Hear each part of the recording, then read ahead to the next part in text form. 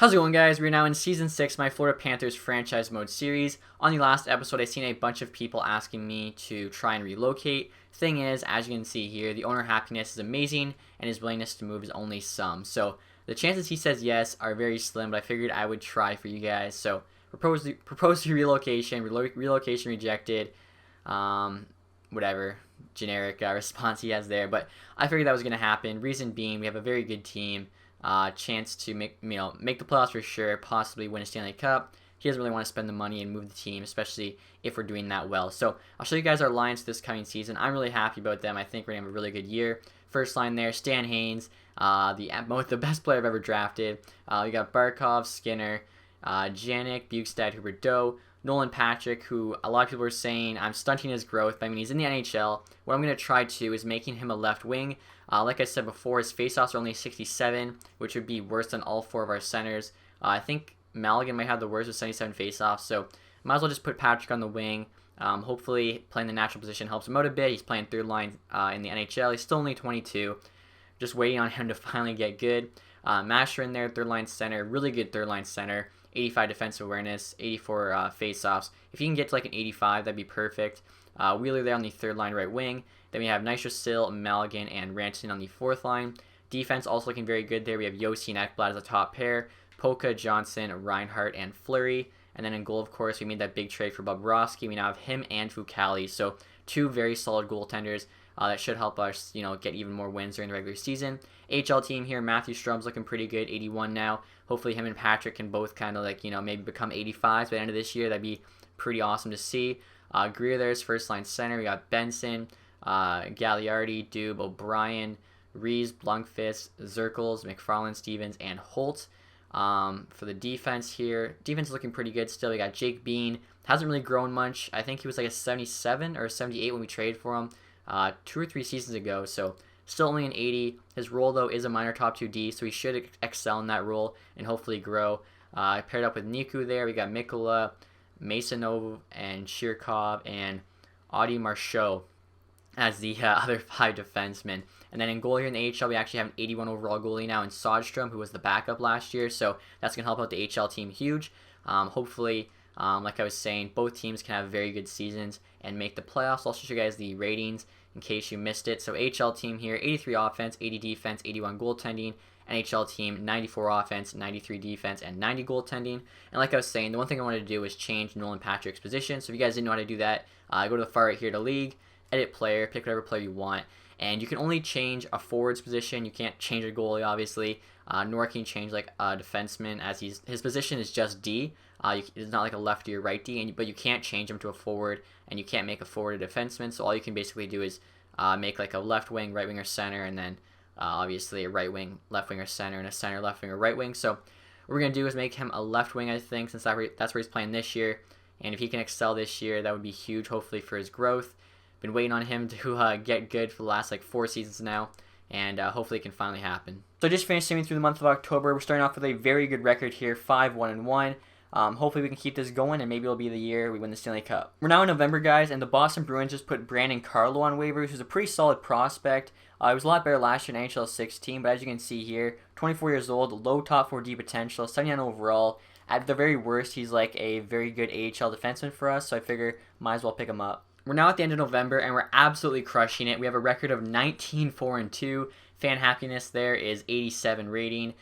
Team locker room chemistry is at 85, so everything's looking pretty good right now. I'm sure we have to be first place in the Atlantic. We are 40 points. Ottawa, though, playing really well, 36 points, just behind us. We'll take a look at the AHL team. They're second place in their division with 25 points, so both teams looking really good right now. Also, guys, I've just taken a look at our owner goals. If you forget them from last episode, primary goal there, win the Stanley Cup. Secondary goals, defend home ice and upgrade the team store. And then the stretch goal is to have at least 6 home playoff games. So I realize I actually can upgrade the team store right now. As for the budget, I always just put as much as I can in upgrades and maintenance, because I find that a lot of times I'm running out of money trying to repair everything. And I haven't really found marketing or anything turn into very many ticket sales. It seems to be just kind of how you're performing. So that's a little tip there if you guys are doing this. So the team store here, we're going to upgrade. It costs how much? $730K. So we still have $3.3 million left. We can repair all this stuff. Usually I'm just repairing it whenever it kind of drops below 50. So as soon as it hits 49, or as soon as it hits 49, I notice it. That's when I put the repair in. I usually don't show it though because I find it kind of boring, but we are upgrading the team store, so I figured I'd share that with you guys. As you guys can see, we're now at the end of December with a record of 27, 6, and 4, so we're still absolutely crushing it. A little before the halfway point of the season, but I figured we could just check the standings. We have 58 points. Ottawa, though, is still right behind us there with 54 points. Take a look here as well to see where we are in the entire league, as well as player stats here at around the halfway point. So 58 points should hopefully be good for first in the league. It is good for first. Ottawa's actually second, then the next best team, Arizona, there with 48 points. So basically just battling Ottawa right now for first in the division. Haynes is actually leading our team in scoring there with 38 points. I really like seeing that as well, averaging just over a point per game. Skinner has 35, Barkov 33. Yossi has 25 as a defenseman. That's good. Wheeler's got 25 on the third line. Huberdeau's got 22. Ekblad's got 21. Malgin there's 21 on the fourth, or 20 on the fourth line. That's really solid. Patrick now in 82. He's got 20 and 37, so not looking too bad. Nyshisel's got 19. So I mean, right there, Masherin's now at 84, so I like that. Team's looking really good. Rantanen's only an 80 now, 15 points, so that's not good to see. But outside of him, the rest of the team looks to be playing very, very well. Carlo played a few games there before getting dropped down. We'll take a look here at the goalies as well, see how Fucali and Bobrovsky are doing. Bobrovsky's got 1.98 against. That's very good. What's his save percentage here? 0.935. Fucali 2.02 against, 0.934. So both playing very, very good. Take a look at the AHL team now.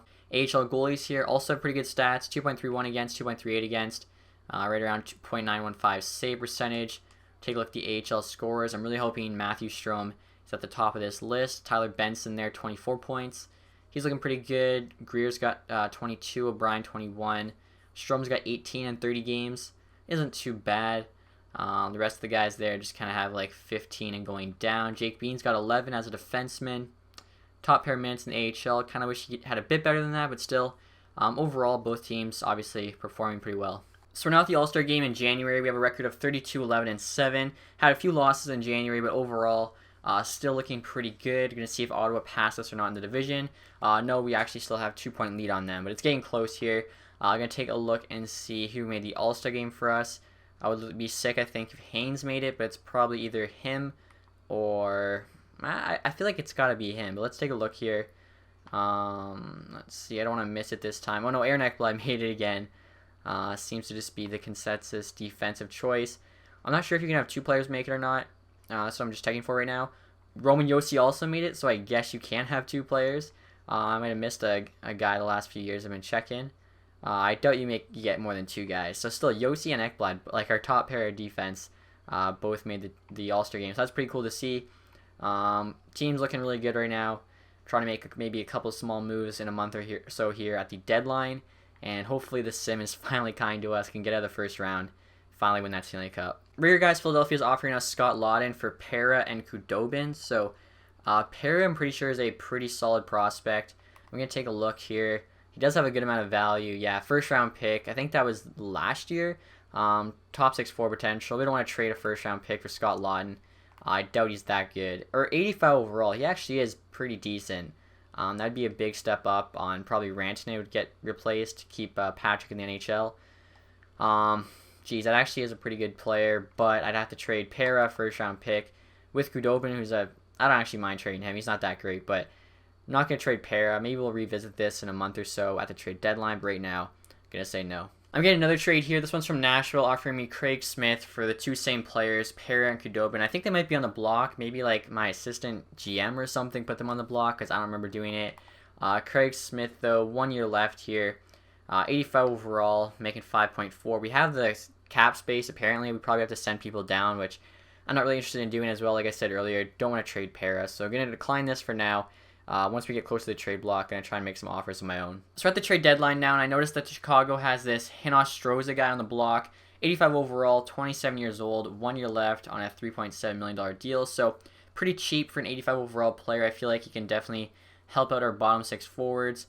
Outside of that, I think our defense is set. Goalie's obviously set. So trade value is not too much. Going to see what we have to give up to get him. If we can get him for a reasonable price, like none of our best prospects, and anything kind of less than a first round pick, definitely going to make the trade. So here, guys, the offer I came up with for Hinostroza, offering them Greer, pretty solid player, 23 years old, 82 overall. Thing with him is he's currently scratched in the NHL. He's like our 5th best center, too good for the AHL.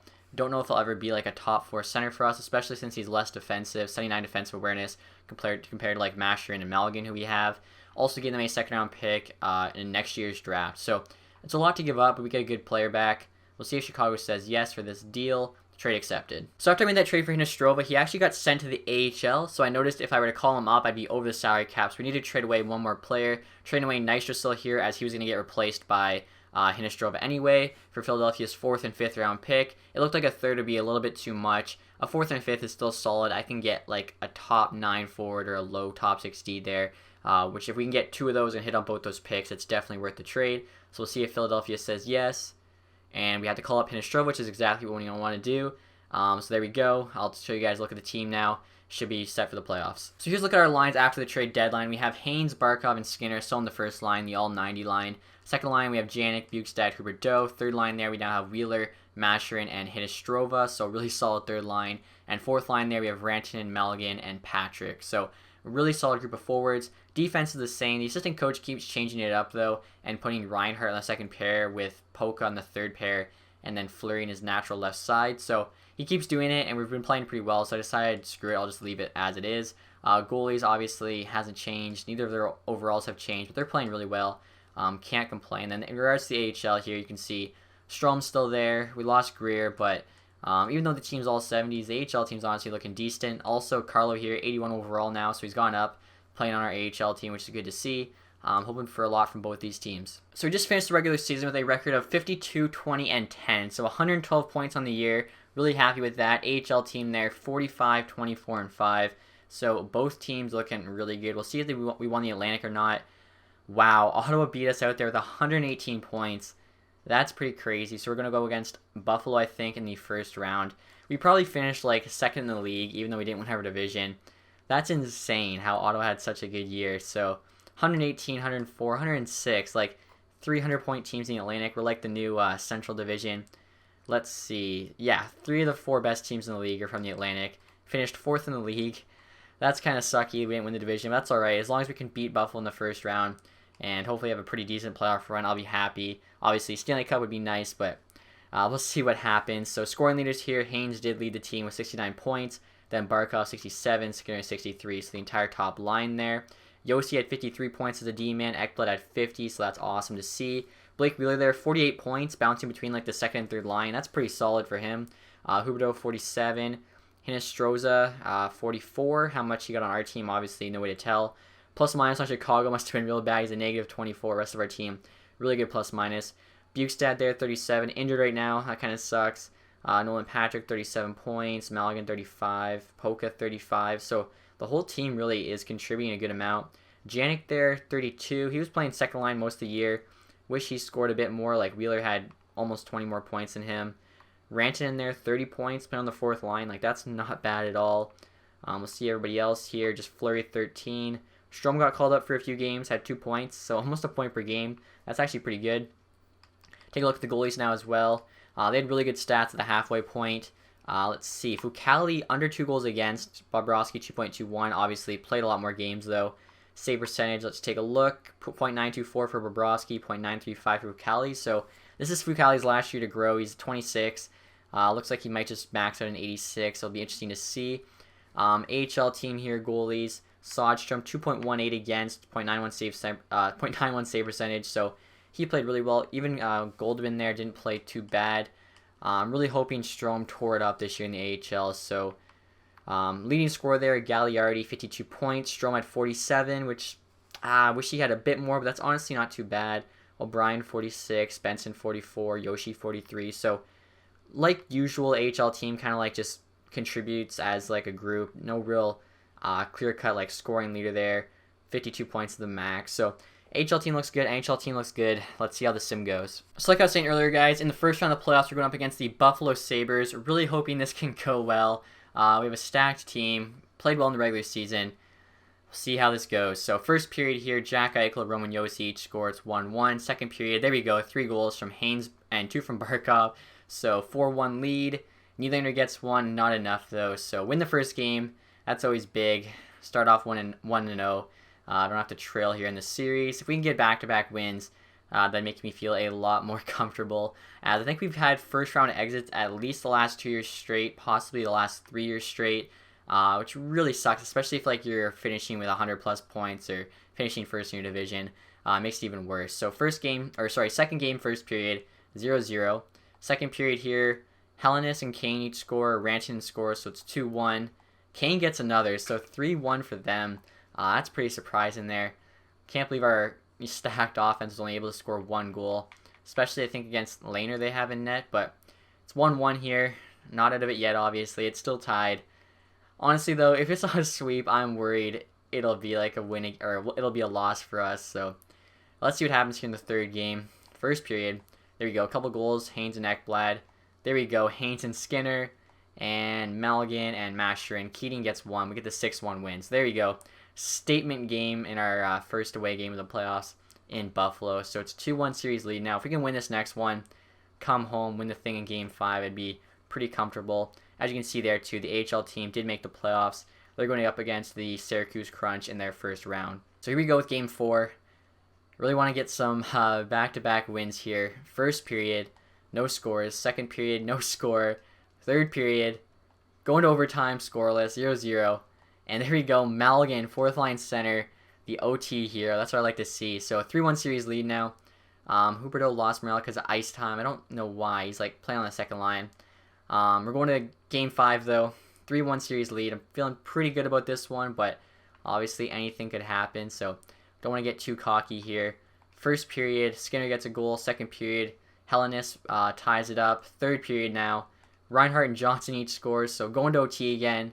There we go. Hinestroza, the guy we traded for, with the OT winner to win us the first round of the playoffs. So finally getting past the first round. Let's see what we play in round 2. So in the second round of the playoffs, we're now going up against the Ottawa Senators, who are the team that beat us in the division. Also, the AHL team here swept their first round of the Syracuse Crunch, winning 3-0. So hoping both these teams can move past the second round, especially the NHL team. Not really sure if Ottawa's made any like big additions to their team. Probably about to find out. So Janik there opens up the scoring, 1-0. Nothing in the second period, and in the third period there, Haynes makes sure we get the win there, making it a 2-0 game. So big first win there. We get shut out the President's Trophy winners.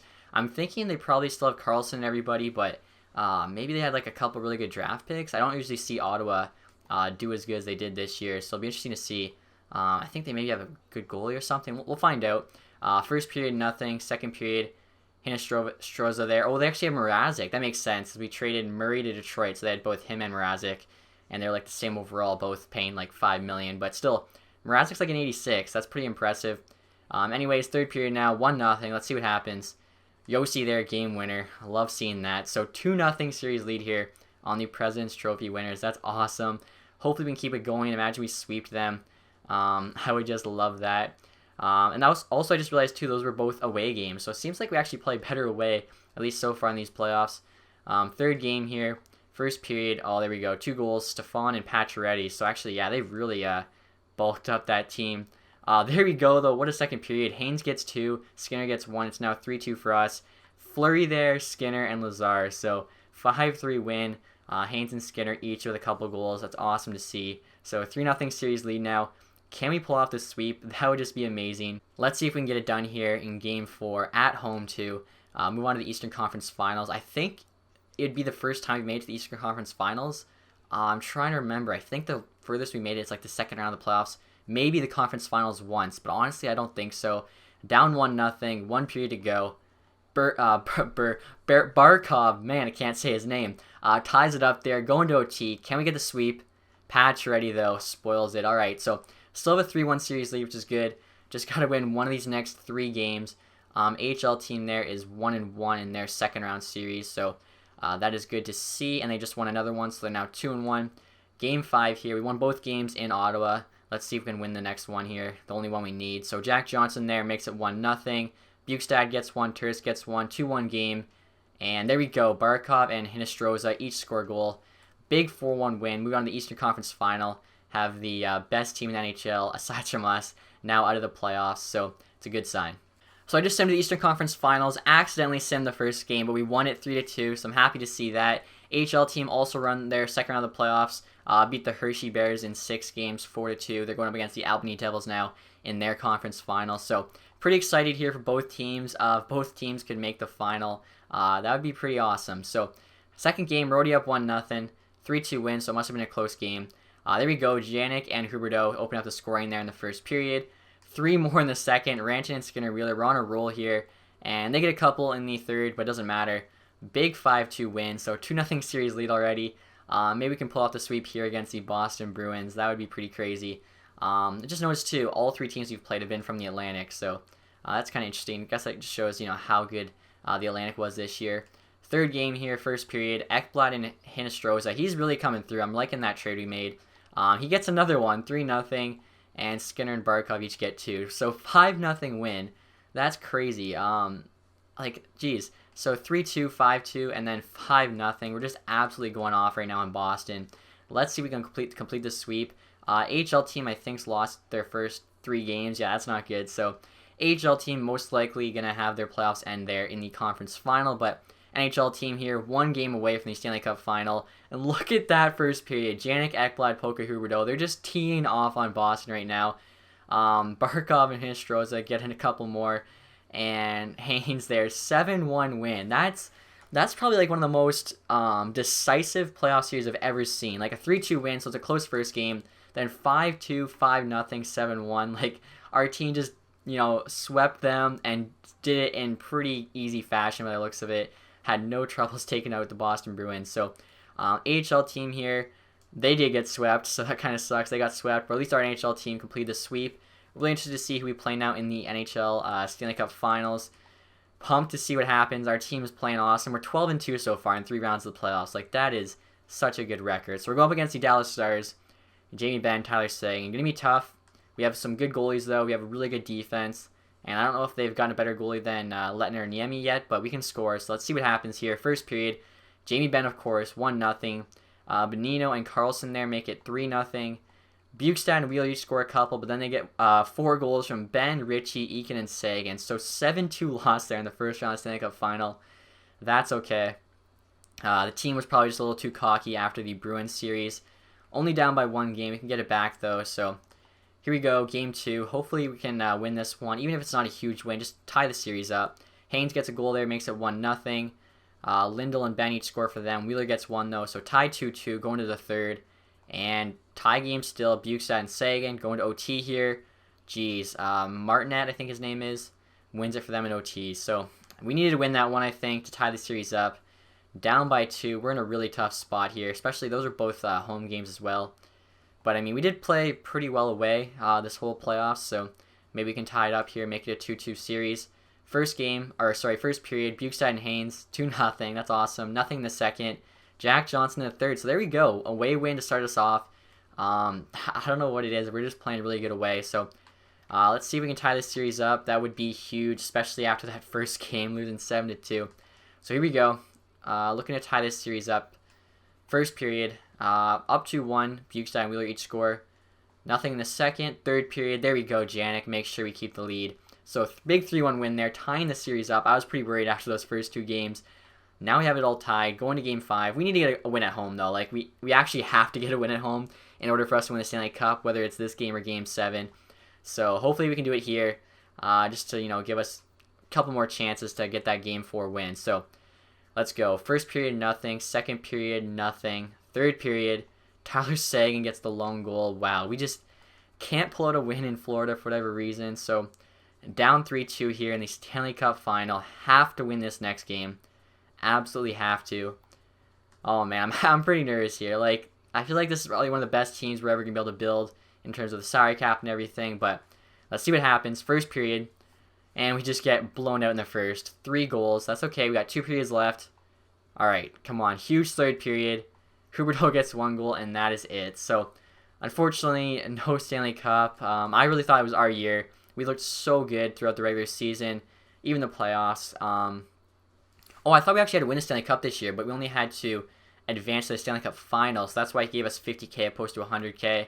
So that's a good consolation prize. I would still obviously rather prefer us to win the Stanley Cup, but we came 1 game away from it. Or I guess yeah, we made it game 6. We needed to get to game 7, maybe pull it out there. So not too upset. Hopefully next year we can bounce back.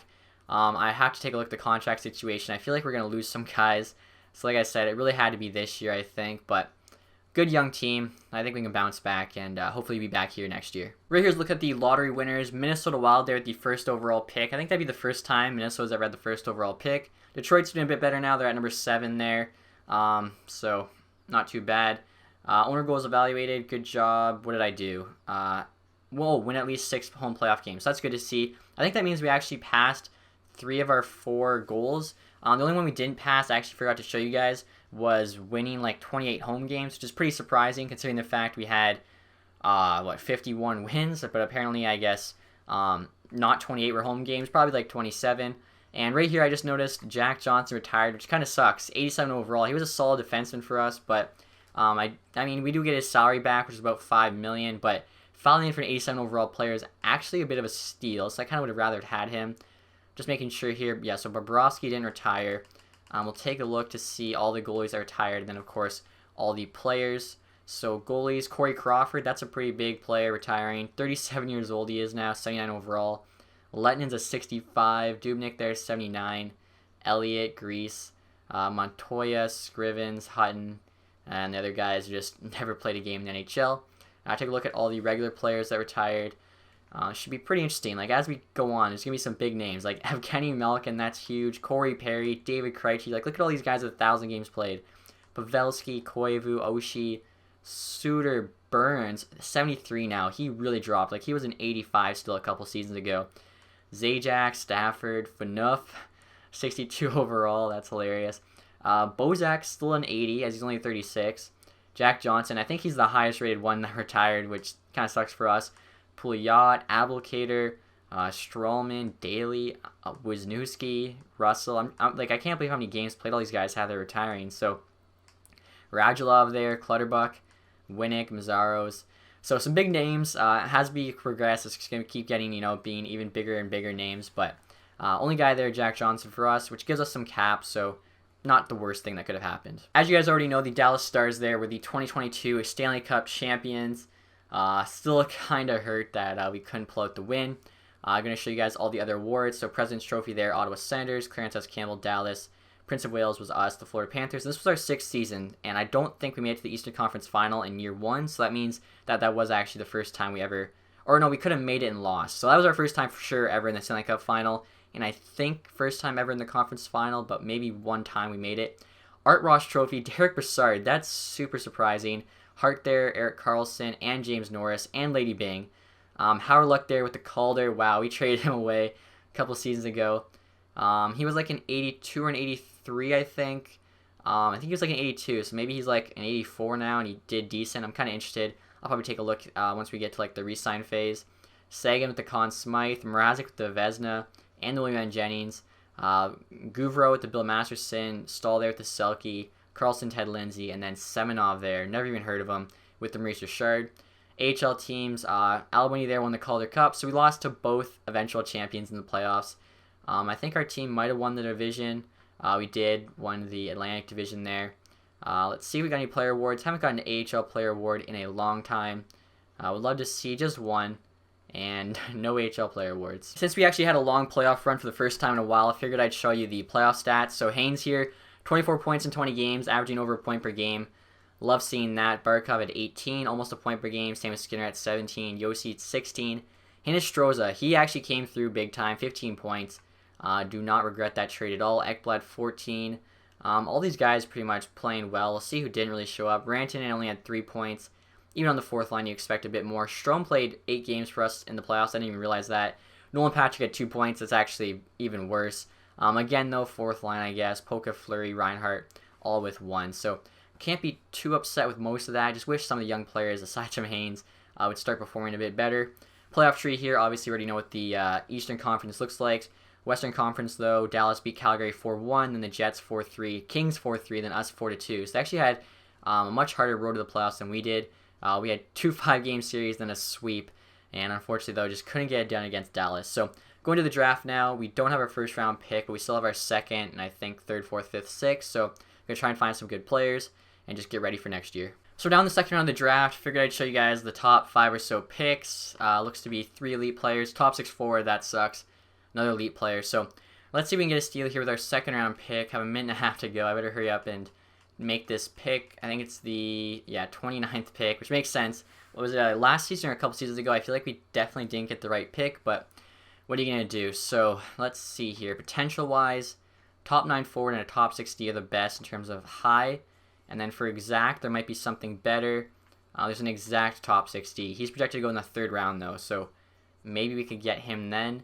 I guess, actually, this guy's 3rd/4th. That guy's 4th. Really, we should take that defenseman now, and there's a good chance we can get this winger next round, as we're basically, like, we have the last pick in the 3rd round. It's basically a 4th round pick. This 3rd/4th guy will be gone, who I just realized is an enforcer, so I honestly don't even want him. I'm going to go with our scouts here, not going to risk it.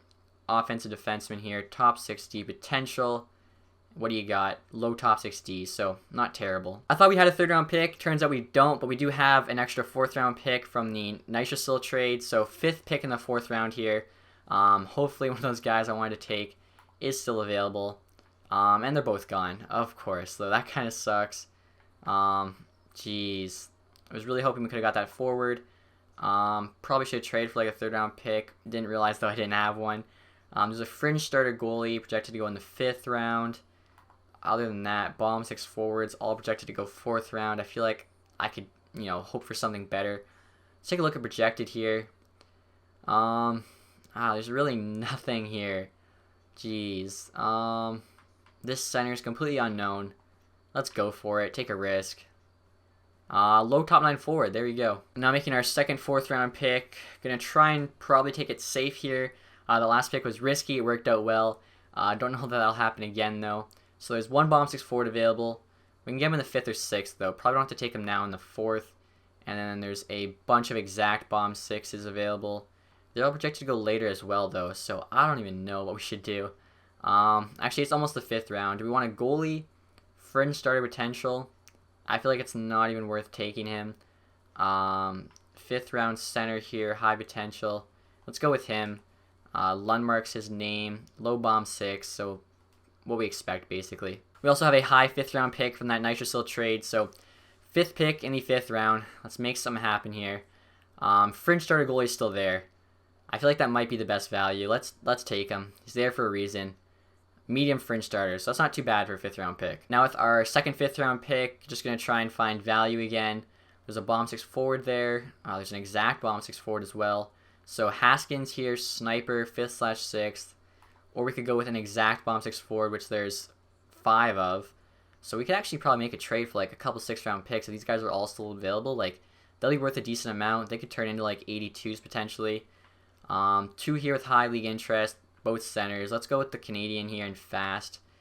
What is he going to have? Low bomb 6. Again, what you expect there. We're in the 6th round now. I'm going to see if I can trade for Nashville's pick here. Try and pick up another one of those guys projected to go bottom 6. Would love to get this pick for cheap. We don't really have any prospects, though, that I don't really want. Like, they're all pretty decent value there. The ones we just drafted, obviously, I'm not going to trade. We literally just drafted them. So I'm going to see if I can just maybe couple of some picks together. So first pick in the 6th round. Maybe they'll do something like, I don't know, a 6th and a 7th next year. Normally the 6th round doesn't have as good quality as it does this year, so trying to take advantage, and they say yes. So that's good. Let's get somebody good here, hopefully. Would love for like one of those bottom 6 guys to actually be a top 9 guy. That'd be awesome, obviously. So potential exact, let's see. There's 4 left here. 7th round, 6th round, 6th round, undrafted. This guy's the one with high league interest. So we have 3 picks left. Chances are one of them will get picked. If we could get 3 for 4, that'd be great. So we'll go with Rosehill here. And low bomb 6 again. So what we expect. Wished it was like medium or high, but that's fine. Making our next pick here in the 6th round. Hoping a couple of those guys are still available. If not, we could just take a chance on somebody else. So 2 are Numanen and a center there, and Steves. We're already taking a bunch of centers. Let's go Numanen, power forward. Please have top 9. And low bomb 6. Everyone's got low bomb 6. We're now making the last pick of our draft. Pick number 29 here in the 7th round. Usually the 7th round doesn't have much at all, but you never know. So based here on this potential, AHL top 2D, An exact, yeah, there's nothing. So we're just going to have to take a risk and hope one of these players that aren't supposed to be very good turn out to be good. 4 unknowns there. I wouldn't mind just taking a chance on one of them. 2 goalies, 3 defensemen. Lidstrom's a pretty good name from Sweden. Let's go with him. Come on. And low 7th D, so I mean, at least he's not an AHL player. So we're now at the re-sign phase. As you guys can see, we have 24.3 million in cap space. Need to re-sign Barkov, though, who's obviously a huge player to re-sign. Haynes has 1 more year left on his entry level, which is huge in terms of us trying to actually compete for the Stanley Cup. The core defense is still all signed, and Bobrovsky needs to do a deal. Just noticed, though, Fucale's an 88 now, so he actually grew too. Probably don't need Bobrovsky anymore. Fucale can be the starter. Apparently him being the backup motivated him, I guess. Made him grow in overall. So Barkov obviously will be re-signed. He wants 8.3 though for 4 years. That looks like the cheapest he's going to want. So let's see if he'll do, say, 7.75. Hopefully he'll say yes to that. Malgin here is a solid 4th line center at 83 overall. 2.4 is a bit expensive. Let's try like 2.25, 2 years. Stevens there, 25, 76 overall. Let him go. He's pretty much done growing. He's not that good. Dubes, 23. We can keep him as an AHL player. None of those guys there are worth signing. Left wing here, Nolan Patrick's 82. Still waiting for more from him. Wants $1 million on 1 year. He's got to grow eventually. Rantanen's 25, 82. Really never grew, but he's solid, I guess, depth winger. Maybe $2 million for 2 years on him. I think that was like around he was making, maybe actually a bit more. Strome here's an 80. I need him in the AHL at least another year. No interest in a 2-way contract. He's 80 overall, though, so I don't know about that. I think I'll give him, like, I don't know. I'll give him $900K on a 2-year deal, but he's going to get put in the minors to start the year off, and he'll have to prove he's, like, worthy to come up, I guess. Tyler Benson, he better want a 2-way deal. He does, so he can have that. 71, that's not quite good enough to be in the AHL. I think he need to be at least, like, a 74. Janik Wheeler's still signed for 1 more year. Hopefully he doesn't get too bad this year. Hinostroza I'm definitely going to try and keep. He played really well. 4.6, if we can get him for 4.25, let's see, 3 years, I think that's pretty fair. I don't think we've gone over 24 million quite yet. This dude here, 25.76, let him go. I'm sure we can find better AHL players. Demore here, he needs a contract. This will be his first one. 21 years old, 75 overall. Should be able to tear up the AHL. This dude's 25.74, so he's bad. 23, 20 years old, or sorry, 73, 20 years old. I'll give him a contract. I think he'll have a spot in the AHL. So like I was saying, the defense is all locked up. Carlo there, 25 and 80. Does he want a 2-way deal? He wants a 1-way deal. He's our 7th defenseman. Is he our... Oh no, because Jack Johnson retired. So he or Jake Bean has to get called up as the 7th D-man. I'm just going to qualify Carlo. I'm not exactly sure. I think it'll depend what's available in free agency in regards to what I do. Shirikov's definitely going to get a new deal there. Same with Cedarholm. I think Mikkola there, 26.77. Just going to let him go. Never turned out as well as I thought he would. 68, 63, 60. So those guys aren't worth re-signing.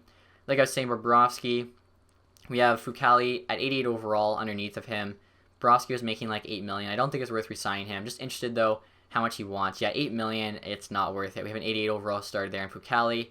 Sodstrom is honestly a decent backup. Goldman at 78 is a decent AHL starter. So I think we're set for AHL goalies. McAmmond here, I think he was the guy we drafted a little bit ago. So he's a good AHL backup. We're honestly, yeah, like AHL starter backup, NHL starter backup. We're set with goalies. I think now we should actually have a bit of money to spend in free agency. So as you guys can see here, McAmmond accepted our offer. Same with Para. Barkov did. We actually kind of gave him, I think, $500K less than he wanted. So happy with that. Hinostroza, Rantanen, Shirikov, Demore, Strome, Patrick. Probably everybody. We'll see here if anyone said no. So it doesn't look like anyone said no. Let's check the contracts here and make sure there's no one I missed. Sometimes that happens. So we'll just sort it there by money. So, that's 71. I don't think it's quite worthy of a contract in the AHL yet. Then the 80 there is an RFA and Carlo. No one else deserves to be signed. And then all the goalies are signed that need to be. So yeah, we're good to go. 9.4 million in cap space. That's actually a good amount. Obviously, Jack Johnson retired. Didn't re-sign Bobrovsky. We'll see what we can get in free agency. Honestly, this next season might be a bit better than I thought. And as you guys can see here, Brandon Carlo actually did accept our qualifying offer, which works out awesome. 80 overall, we get him on a two-way deal. So we're now at the free agency period. You're going to take a look here and see what free agents are available. Obviously, we have a good amount of money to spend, $9.5 million in cap space. Right there, Morgan Riley, 93 overall. Love to add him. Imagine having like him, Yossi, and Ekblad all in the team, but $10.2 million is a lot for a single player. We can't even afford it right now. Philip Forsberg's also there, 91 overall. That's pretty crazy, but he's also very expensive, 9.9. Derek Brassard's only an 88, wants 9.2. That's way overpaid. Mark-Edward Vlasic here, 87 overall, only wants 5.8. That's actually pretty reasonable. He is 35 years old, though, so he's going to get worse. I would only do that on like a 2-year deal at the max. I'm not paying until he's 39. Bodker, Zadorov, Kadri, Smith, Mueller, McCabe, Lazar, Rutu. This guy, 21 years old, already 84 overall. He wants $750K. What? We're obviously making an offer on this guy. Other teams interested in Dallas, so let's give him the max. Or should we? I'm wondering if I should make him like a one-way deal and then try and give him even more. Or are other teams just going to give him a two-way deal? I'm not sure what I should do here. If I make it one-way, I have to give him 2.6. I wonder if I can get away with just... But am I getting greedy if I go for the two-way? I think I'm just going to try the two-way deal here. Because if other teams are going to give them more, like the 2.6... they can do it. We have a lot of depth at winger, but if we can get him for like $950K on the two-way deal, hopefully that outbids Dallas. Harrington's available. Obviously, we have to find a replacement for Jack Johnson. Let's go and take a look at all the good two-way players. We'll do that first, and then we'll decide kind of who we want to make for the NHL team. So, looking at overalls, geez, Hodges, right wing, 4 teams interested in this guy. 22 years old, 82 overall. How are all these like really high-rated guys? Might as well just give them $950K. Hope they sign with us. I think we have about 7 roster spots last I checked. This dude's 22, 80 overall already. I have no idea how like there's all these guys available in free agency, and like are these guys? Yeah, they got drafted. I think all 3 of these guys, and for whatever reason, just their team didn't sign them. Champion here, 20 years old, 79 overall. 4 teams interested in his two-way deal. I'm gonna be all over that. Just gotta hope that he chooses us. 25, okay, yeah, he's too old. 21, 79, low top 9 forward. Definitely give him an offer. Montreal's also interested, so got to give him the max. 21, 78, okay, AHL top 6, definitely not worth it. Let's go, so I don't mess up, or let's go by potential here. So 22, 75, that's not too bad. Low top 6 forward. We'll see what else there is. 21, 76 overall, low top 4D. Definitely interested in him. I'm trying to think how many offers we've made now. I think this is like 5. Look how many medium top 9 forward players are available. That's insane. Like, we could have just not like drafted, or I guess all these guys are like a few years out of the draft, but I have no idea why they're all available. Who is the best one here? We want the youngest, highest overall. So 21 and 76 looks to be probably the best. 21 and 75. Then we go low top 9 forward. There's the 21, 79 overall there. Let's see what else is available. Don't know how that guy's 84. Like, that's just crazy. Let's see. For defense, so we already made an offer on the 79 overall guy. 22 years old, 78 overall, low top 6. That seems so good. Like, 21, 78 overall, low top 6. That's, like, crazy. I think I'm going to make a couple offers on them because, like, they're already good AHL defensemen. So, like, worst case scenario, they're making the AHL team. These guys have no one else interested, so I'm going to try and save, like, 100K on their contracts. So, 1, 2, I got to check this now. So, I didn't make any bomb 6 forward offers. So, 1, 2, 3, 4, 5, 6, 7, 8. I think we actually have to trade away a contract. So, let's go trade away a couple bad contracts, see if we can sign a couple more of these top 9 forward dudes, and just have a stacked prospect pool. So right here, guys, I'm trying to trade away my 4 worst prospects. Shirkov's got 7th D potential, and I think all of them are kind of older. He's 22. I think he's the youngest. Kudobin's 24, only 74 overall. Cederholm's 24, 73. Sumanin's 23, 76. So, like, they're all average at best prospects, and all those guys available are a lot better if we can get some top 6 Ds back that are already higher overall and younger, for instance, than Cederholm, and all those top 9 forwards that are younger and high overalls than these other forwards. So offering them all to Chicago, who has a lot of contract spots, for a 4th, 5th, 6th, and 7th. Basically just kind of trying to give them away. If Chicago says no, I'll just keep taking off picks, and hopefully just they'll eventually say yes to something. So we'll see if they say yes to this first deal. And they said yes to that, so I mean, that helps us out, and we just got a bunch of picks back. So looking at the NHL free agents again, I'd love to sign Riley, but I was thinking, even if I could get him to sign this year, like if I offered him 10.17 and he said yes, I would still have to somehow clear cap next year when Haynes comes off his rookie deal. He's going to be going from like $950K to like at least $7 million. Also, we have that right winger guy, I'm forgetting his name, 86 overall, who's going to also be coming off his rookie deal and wanting a lot more money. So I feel like it would probably just screw us next year more than anything. So I think I'm going to have to pass on Riley, but we still do need to replace Johnson. Vlasic, 35. I feel like as soon as I sign him, he'll start going down. Zadorov, though, 27, 86 overall. He's not too bad a player, I don't think, to sign. So 2 years is pretty fair. 6.3 for an 86 isn't too bad. Like, it's a pretty good value. I'm going to see. I'm trying to think. I'm trying to think. What would Boston have offered him? I'm going to give him 6.5. We also made it to Stanley Cup final last year. See if he says yes to this. That's still give us like almost $5 million in cap to work with if we need to sign like anybody else. Probably just wait and see like if like say this Rutu guy signs or not. Because if he does, we don't have to go sign like another mid-80 winger. So we're going to have to see who says yes to all these deals we made. And if everyone says yes, I think we are set for next year. And so as you guys can see, this Hodges guy accepted our offer, so that's awesome. 81 overall, we got him on a 2-way deal. Champion accepted our offer, 78 overall. Same with Beagle. So all these like top prospects, not top prospects, but really good prospects accepted our offers. Poulin there, Method, Gervais, Jeans. Rutu accepted our offer, 83 overall. We gave him 950K on a 2-way deal.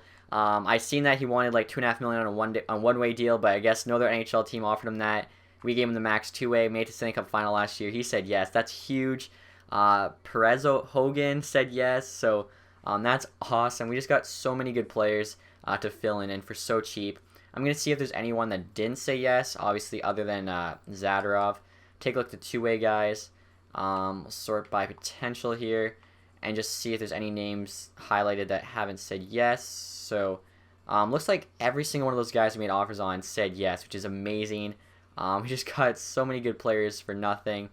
I'm going to take a look at the contracts. If we can make a couple more offers on some of these guys, I will.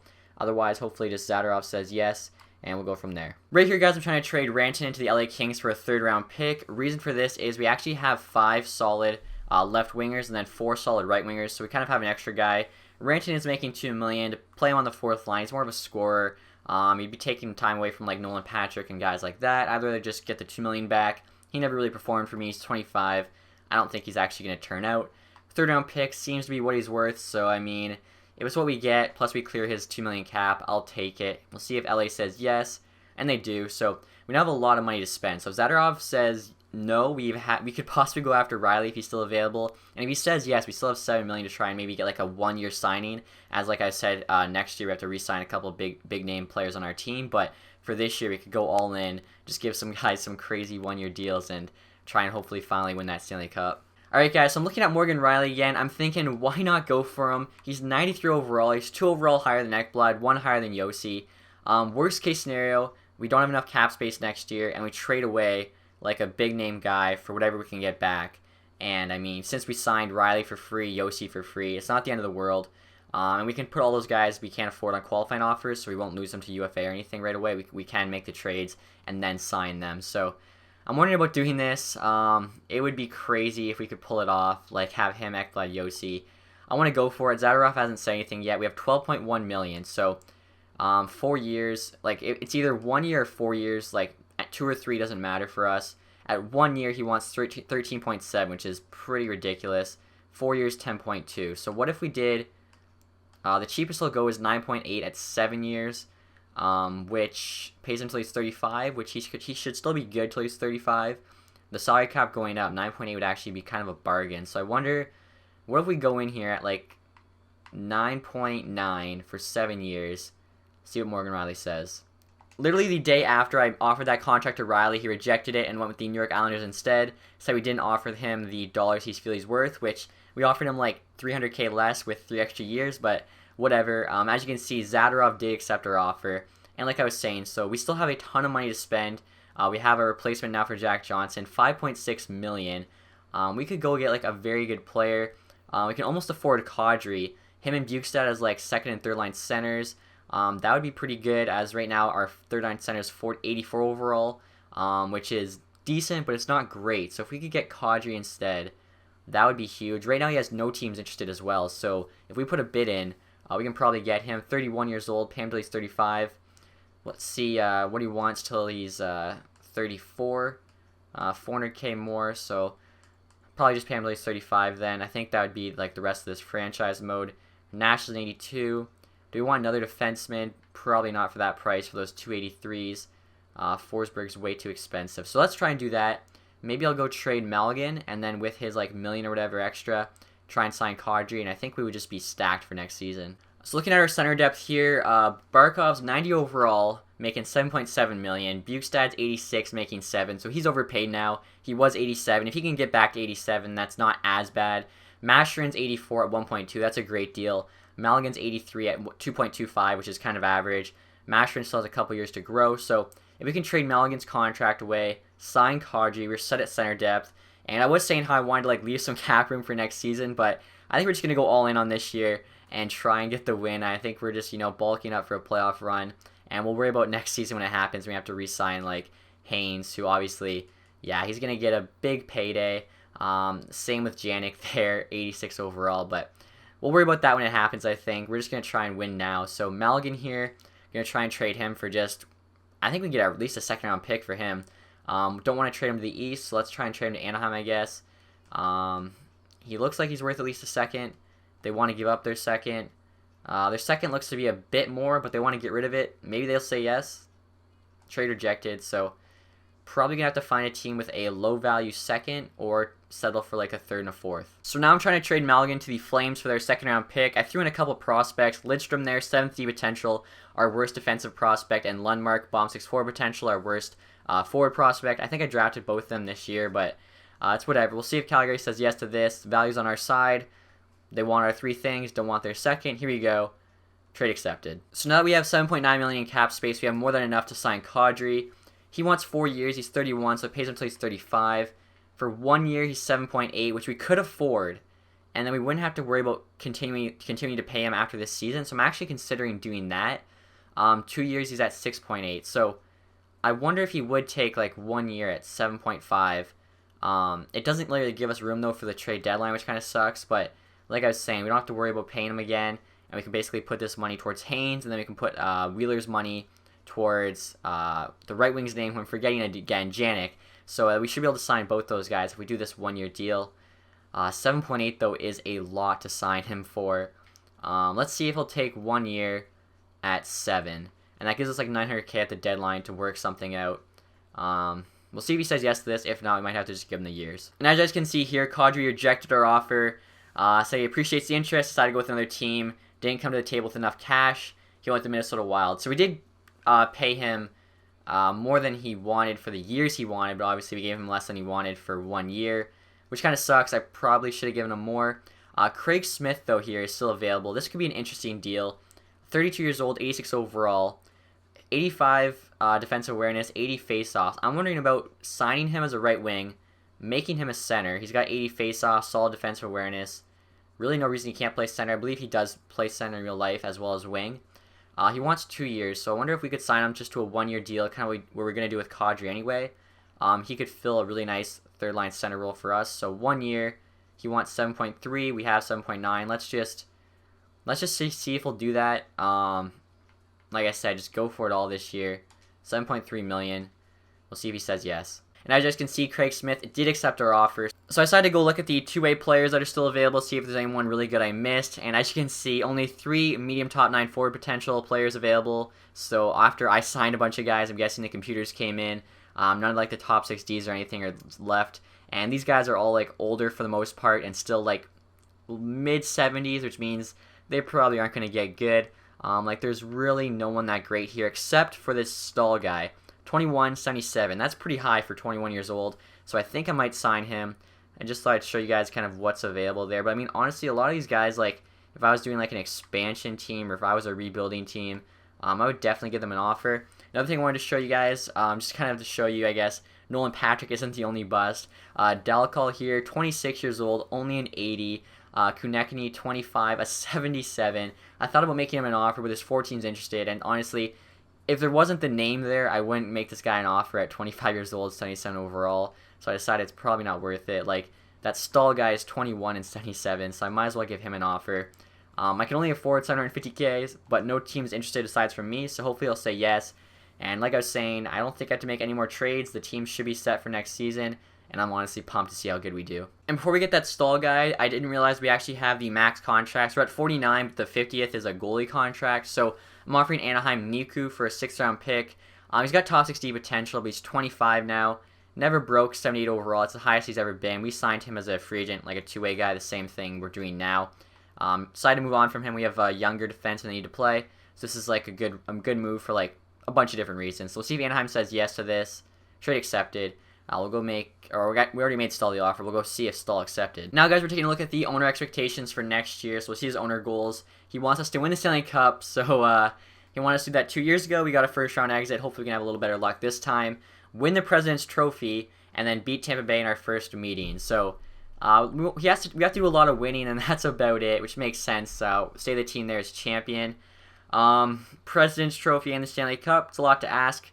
I think we can get it done, though. So I was looking at our right wing depth, and Ruutu got better over the summer. Went from an 82, I believe, to an 84. Hodges went from an 81 to an 83. And Blake Wheeler dropped to an 83. So I'm going to try and trade him right now for whatever I can get. Also on defense, as you can see, Fleury's still an 81, but one of the HL players in Masonov is now an 82. So that's awesome to see. Finally, someone's progressing because Fleury never did. So I'm going to try and trade both Fleury and Wheeler. That'll open up like $6 million in cap space, plus the 2.4 we already have. That's like another $8 million. So obviously, that's crazy because with Craig Smith, that's 15. We probably could have signed Morgan Riley, I'm just realizing, but I think I'm just going to have that money, I guess, for next year's free agency. Plus, when Craig Smith's contract expires, we'll have enough money to sign Haynes and hopefully the biggest free agent available and just have like a back-to-back cup run. But for right now, I'm going to try and trade both Fleury and Wheeler for basically whatever somebody will give me. So right here, guys, I'm trying to trade Blake Wheeler to the Pittsburgh Penguins for this Belak prospect. 21 years old, 76 overall, medium top 6D. Looks to be about the exact same value as Wheeler. They don't want him. They want Wheeler. This could be a great deal for us. Here we go. Trade accepted. So after all those signings and trades, right here is a look at our team going into next season. First line has stayed the same from last year. Second line there, we have Hinostroza, Bukestad, Huberdeau. Hopefully Bukestad gets back up to an 87. Ruutu, Smith, and Janik. Hopefully Smith gets back up to an 86. Definitely overpaying him right now at $7.3 million, but it's basically all just to get that one-year deal. We can have him for this year, have that solid third-line center. Then next year we can use this money for Haynes. And we still actually have about, I think, $5.5 million it was in cap space that we can then use to get a cheaper third-line center, or to basically just give us options. I'm not too upset with it. We have so much cap space. Hodges, Mastrin, and Patrick, the fourth line there. So the forward group looks really solid. Defense, Yossi, Ekblad, Polka, Zadorov, Reinhardt, and Masonev, I think you'd say it. That looks pretty solid decor. Goalies there, Fucali, Sodstrom, that's also looking really good. HL here, Matthew Strome, Yoshi, and Perez Hogan, who's an 82 on the first line. So that's a pretty solid first line. Stahl, Blunkfist, and O'Brien on the second. Enks, Poulin, and Method on the third. And Demore, Dube, and Holt on the fourth. Going to be really tough to say some of these names I've never seen before. Jake Bean and Carlos, top pairing in the AHL. That's solid. Audie Marchesu and Beagle on the second pairing. Champion and Pete on the third. And then in goal, we have Goldobin at 78 with McAmmond at 77 backing him up. So both teams, I think, are looking very, very solid. We have so many options, I think, going ahead, which is really good. Still kind of bummed, I think. We should have probably went all in on the Morgan Riley deal, as I think we would have been able to make it work had we signed him, not signed Craig Smith, so we wouldn't have had to go to third-line center. And then next year, we could have, or actually, we couldn't have signed Craig Smith, and then next year we could have re-signed Haynes and them. But again, we might have lost some minor guys, but to get Morgan Riley, it would have been worth it. Either way, though, I like this team. 95 offense, 94 defense, 90 goaltending. AHL team, 87 offense. That's pretty crazy for an AHL team. 83 defense and 80 goaltending. So can't wait to see what happens in this next season. If you guys enjoyed the video, leave a thumbs up. Thanks for watching, guys. Have a nice day. Goodbye.